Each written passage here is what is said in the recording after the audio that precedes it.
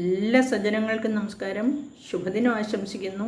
നമുക്ക് ഉണ്ണിക്കണ്ണൻ്റെ ലീലാവിലാസങ്ങൾ 10ാം ദശകത്തിൽ ബേൽപ്പത്തൂരിൻ്റെ 10ാം ദിവസമാണ് 10ാം ദശകം. നമ്മൾ 5ാമത്തെ ശ്ലോകത്തിലേക്ക് പോവുകയാണ് ഇനി. അപ്പോൾ കഴിഞ്ഞ 4ാമത്തെ ശ്ലോകത്തിലെ രുദ്രൻ്റെ അവതാരം ഉണ്ടായില്ലേ. ബ്രഹ്മാവ് രുദ്രനെ ഭൂമധ്യത്തിൽ നിന്നും പുറത്ത് കൊണ്ടുവന്നു. അടക്കി വെച്ച കോപത്തിൻ്റെ ഫലമായിട്ട് പുറത്തേക്ക് വന്ന രുദ്രനും ഇങ്ങനെ കോപം ഇച്ചിരി കൂടുതലാണെന്ന് നമുക്കറിയാം അല്ലേ. അപ്പോൾ നമുക്ക് അടുത്ത 5ാമത്തെ ശ്ലോകത്തിൽ എന്താണ് പറഞ്ഞിരിക്കുന്നത് നോക്കാം. ഈ ഏകാദശാഹ്വേതയാ ച വിഭിന്ന രൂപം രുദ്രം വിധായ ദൈതാ വനിതാശ്ച ദത്വാ താവന്ത്യദത്ത ച പദാനി ഭവത് പ്രണുന്നഃ പ്രാഹ പ്രജാവിരചനായ ച സാദരം തം അധ സഹ ഭവത് പ്രണുന്നഃ രുദ്രം ഏകാദശാഹ്വേതയാ വിഭിന്നരൂപം ച വിധായ ദൈതാഃ വനിതാഃ ച ദത്വാ താവന്തി പദാനി ച അദത്ത സാദരം തം പ്രജാവിരചനായ പ്രാഹ ച. നമുക്കിനി ഇതിൻ്റെ സാരാംശം നോക്കാം. ഏകാദശാഹ്വേതയാ ച വിഭിന്ന രൂപം. ഇവിടെ ഭവത് പ്രണുന്നഃ അധഃ സ ഭവത് പ്രണുന്നഃ എന്നാണ് പറഞ്ഞത്. ഭവത് പ്രണുന്നഃ എന്ന് പറഞ്ഞിരിക്കുന്നത് എന്തുകൊണ്ടെന്നാൽ ബ്രഹ്മാവ് അവിടുത്തെ രുദ്രം ഏകാദശാഹ്വേതയ അവിടുത്തെ പ്രേരണയനുസരിച്ചാണ് പ്രണുന്നഃ. അവിടുത്തെ ഭഗവാൻ ഗുരുവായൂരപ്പ ഭഗവാനെ അവിടുത്തെ പ്രേരണ അനുസരിച്ചാണ് രുദ്രനെ വിഭിന്ന രൂപം ച വിധായ പേരിന് ചേരുന്ന 11 രൂപങ്ങളും കൊടുത്തു, അതിന് 11 പേരും കൊടുത്തു. ദൈതാഹ ദൈതാഹ വനിതാഹ അതിന് ഭാര്യമാരെയും കൊടുത്തു. വനിതകൾ അത് ചതത്വ വനിതകളെയും കൊടുത്തു, പ്രിയതമകളായ വനിതകളെ. അതുപോലെ താവന്തി പദാനി ചാതത്ത പദാനിജ എന്ന് 4ാമത്തെ ശ്ലോകത്തിൽ പറഞ്ഞില്ലേ പദങ്ങളെ കൊടുക്കണമെന്ന്, അതും കൊടുത്തു. താവന്തി പദാനി ചാതത്ത സ്ഥാനങ്ങളും കൽപ്പിച്ച് അങ്ങോട്ട് കൊടുത്തു. ഇന്ന സ്ഥാനം ഇന്ന സ്ഥാനം എന്ന് ഓരോ സ്ഥാനങ്ങളും കൊടുത്തു. 11 പേർക്കും 11 പേര് കൊടുത്തു, 11 ഭാര്യമാരെയും കൊടുത്തു. അതുപോലെ തന്നെ ഈ 11 പേര് എന്ന് പറഞ്ഞിരിക്കുന്നത് എല്ലാവർക്കും വനിതകൾക്കും പേരുണ്ട്. അതുപോലെ തന്നെ ഈ ഭഗവാൻ ഈ രുദ്രനും പേരുണ്ട്. അത്രയും പദങ്ങൾ മന്യു മനു മഹാദേവൻ ശിവൻ മഹാൻ ഋതധ്വജൻ ഉഗ്രരേതസ് ഭവൻ കാലൻ വാമദേവൻ ധൃതവ്രതൻ എന്നിങ്ങനെയാണ് ഈ രുദ്രന് കൊടുത്ത പേരുകൾ. മഹാദേവൻ്റെ പേരുകളാണ് ഇതെല്ലാം. ഈ 11 പേരുകളും കൊടുത്തു. അതുപോലെ തന്നെ പത്നിമാർ, ഇവരുടെ പത്നി പേരാണ് ധീ വൃത്തി ഉശന ഉമ നിയുക്ത് സർപ്പിസ് ഇള അംബിക ഇരാവതി സുധ ദീക്ഷ എന്നിങ്ങനെ വനിതകൾക്കും പേര് കൊടുത്തു. അതുപോലെ തന്നെ പദാനി സ്ഥാനങ്ങൾ ഏതൊക്കെയാണ് കൊടുത്തതെന്ന് നോക്കാം. ഹൃദയം, ഇന്ദ്രിയങ്ങൾ, പ്രാണൻ, ആകാശം, വായു, അഗ്നി, ജലം, മഹി, സൂര്യൻ, ചന്ദ്രൻ, തപസ്. ഇത്രയുമാണ് പദങ്ങൾ കൊടുത്തത്. നിച്ചതത്വ ഇതെല്ലാം കൊടുത്തിട്ട് പ്രാഹ പ്രജാവിരചനായ ച സാദരം തം എന്നിട്ട് പറഞ്ഞു, വളരെ വിനീതനായിട്ടാണ് പറഞ്ഞത് അദ്ദേഹത്തോട്, രുദ്രനോടാണ് പ്രാഹ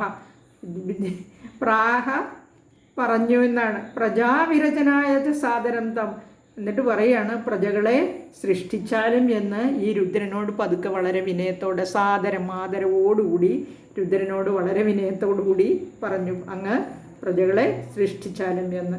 അപ്പോൾ നമുക്കിനി 6ാമത്തെ ശ്ലോകത്തിൽ ഈ രുദ്രൻ പ്രജകളെ സൃഷ്ടിച്ചോ എന്ന് നമുക്ക് നോക്കാം. അടുത്തത് 6ാമത്തെ ശ്ലോകത്തിലാണ് രുദ്രൻ്റെ സൃഷ്ടി പറയുന്നത്. അതിനു മുമ്പ് നമുക്ക് ഇവിടെ ഈ ടെക്സ്റ്റിൽ ഭാഗവതത്തിൽ 3ാം അധ്യായത്തിൽ 3ാം സ്കന്ധത്തിൽ 11ാം അധ്യായത്തിലായിട്ട് കൊടുത്തിരിക്കുന്നുണ്ട്. അത് ഇവിടെ ഈ ടെക്സ്റ്റിലുണ്ടത്. മന്യുർ മനുർ മഹിനസോ മഹാൻ ശിവ ഋതധ്വജ ഉഗ്രരേതാ ഭവഃ കാലോ വാമദേവോ ധൃതവ്രത എന്ന രുദ്രഭേദങ്ങളെ എന്ന് പറഞ്ഞ് രുദ്രൻ്റെ പേരുകളാണത്. ധീവൃത്തിരുശനോമാച നിയുത്സർപ്പിരിളാംബിക ഇരാവതി സുധാദീക്ഷ എന്ന് വനിതകളെയും ഹൃദിന്ദ്രിയാണ്യസുർവ്യോമ വായുരഗ്നിർജലം മഹി സൂര്യശ്ചന്ദ്രസ്തപശ്ചൈവ എന്ന സ്ഥാനങ്ങളെയും വിവരിച്ചിട്ടുണ്ട്. അതുപോലെ ഇനി അടുത്തത് നമുക്ക് 6ാമത്തെ ശ്ലോകത്തിൽ ഈ രുദ്രൻ്റെ മഹാദേവൻ്റെ പ്രജാസൃഷ്ടിയെ പറ്റി പറയാം. ബ്രഹ്മാവ് വിനീതമായിട്ട് പറഞ്ഞതല്ലേ. നമുക്ക് ശ്ലോകം നോക്കാം.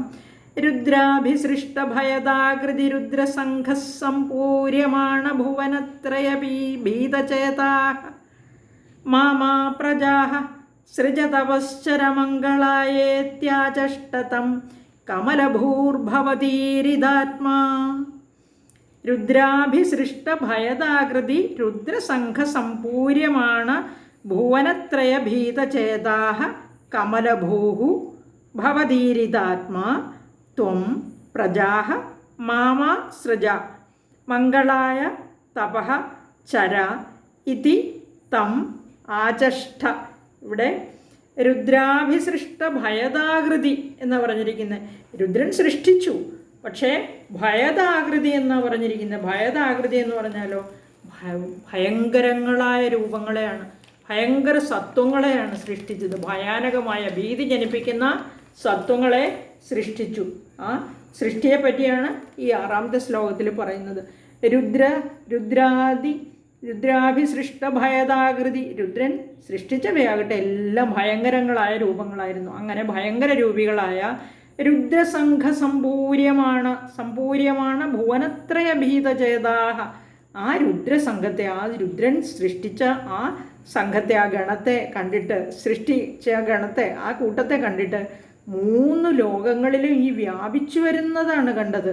ഈ ഭയങ്കരങ്ങളായ സത്വങ്ങളെ.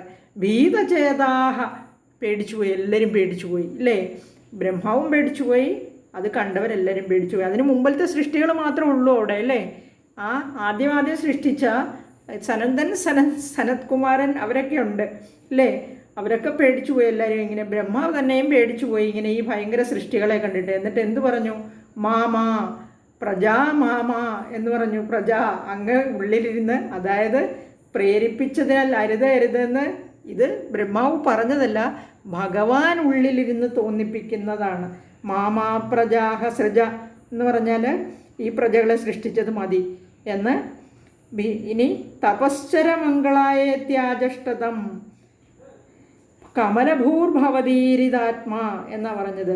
ഇങ്ങനെ ഉള്ളിൽ ഭയം തോന്നിയ ബ്രഹ്മാവ് ഇങ്ങനെ പറഞ്ഞു, അരുത്, അങ്ങ് ഇനി പ്രജാസൃഷ്ടി ചെയ്യരുത്. മാമാ സൃജ പ്രജാഹ, പ്രജാസൃഷ്ടി ഇനിയും ചെയ്യണ്ട, മതിയാക്കിക്കോ, ഇത്രയും കൊണ്ട് മതി എന്ന് പറഞ്ഞു.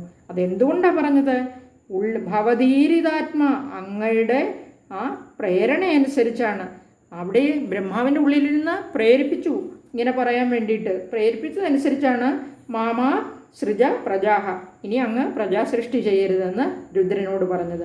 മംഗളായ തപഃ, അങ്ങനെ എന്തു ചെയ്യണം? വീണ്ടും ലോക നന്മയ്ക്കായിട്ട്, മംഗളത്തിന് വേണ്ടി, ലോക കല്യാണത്തിന് വേണ്ടിയിട്ട് തപഃ ചര, തപസ് ചെയ്താലും പോയി വളരെ വിനയത്തോടെ പറഞ്ഞു എന്ന്.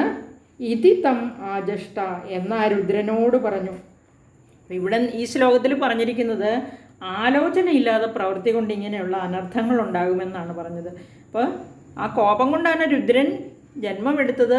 ആ രുദ്രൻ്റെ സൃഷ്ടി കഴിഞ്ഞപ്പോൾ രുദ്രനോട് സൃഷ്ടിക്കാൻ പറഞ്ഞു. രുദ്രൻ സൃഷ്ടിച്ചതോ ആവശ്യമില്ലാത്ത ഭയങ്കര രൂപികളായിരുന്നു. അതും ത്രൈലോക്യങ്ങളും നിറഞ്ഞു വരുന്നതുകൊണ്ട് ബ്രഹ്മാവിന് തന്നെ ഭയം തോന്നി.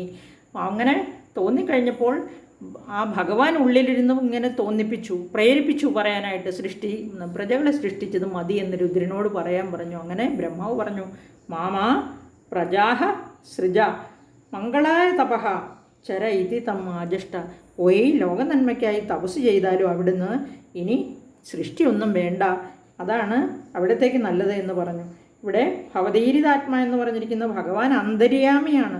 എല്ലാം അറിയാം, എല്ലാം കണ്ടറിഞ്ഞുകൊണ്ടാണ് നിൽക്കുന്നത് അല്ലേ. ആ ഭഗവാൻ പ്രേരിപ്പിക്കുന്നത് കൊണ്ടാണ്. നമ്മുടെ എല്ലാം ഉള്ളിലുണ്ട് ഭഗവാൻ എന്നാണ് പറഞ്ഞിരിക്കുന്നത്. അപ്പോൾ ഇവിടെ സൂചിപ്പിച്ചിരിക്കുന്നത് എന്താണെന്ന് വെച്ചാൽ, ഈ ചെയ്യുന്ന പ്രവൃത്തി കൊണ്ട് ദോഷം ഉണ്ടാകുമെന്ന് ആരും ചിന്തിക്കില്ല. അപ്പോൾ അങ്ങനെ ഒരു പ്രവൃത്തി ചെയ്തു കഴിഞ്ഞാൽ അത് ദോഷമുണ്ടായാൽ എന്ത് ചെയ്യണം? അതിൻ്റെ നിവാരണത്തിനായിട്ട് ഇവിടെ തപസ് ചെയ്യണം എന്ന് പറഞ്ഞു. തപസ് ചെയ്യണം എന്ന് ഉദ്ദേശിച്ചിരിക്കുന്ന ഭഗവത് ചിന്ത. തപസ് എന്ന് പറഞ്ഞാൽ നമുക്കറിയാം, മനസ്സിനെ ഏകാഗ്രമാക്കി നിർത്തി ഭഗവാനിലേക്ക് പോകുന്നതാണ് അല്ലേ. ആ ഭഗവാൻ ഇങ്ങനെ തോന്നിപ്പിച്ചു. അപ്പോൾ ഓരോ സൃഷ്ടിയുടെയും ഉള്ളിൽ അന്തര്യാമിയായിരുന്നുകൊണ്ട് ഭഗവാൻ നമ്മളെല്ലാം നിയന്ത്രിക്കുന്നു എന്നാണ് ഈ ശ്ലോകത്തിൽ മേൽപ്പത്തൂർ പറഞ്ഞിരിക്കുന്നത്. കൃഷ്ണ ഗുരുവായൂരപ്പ.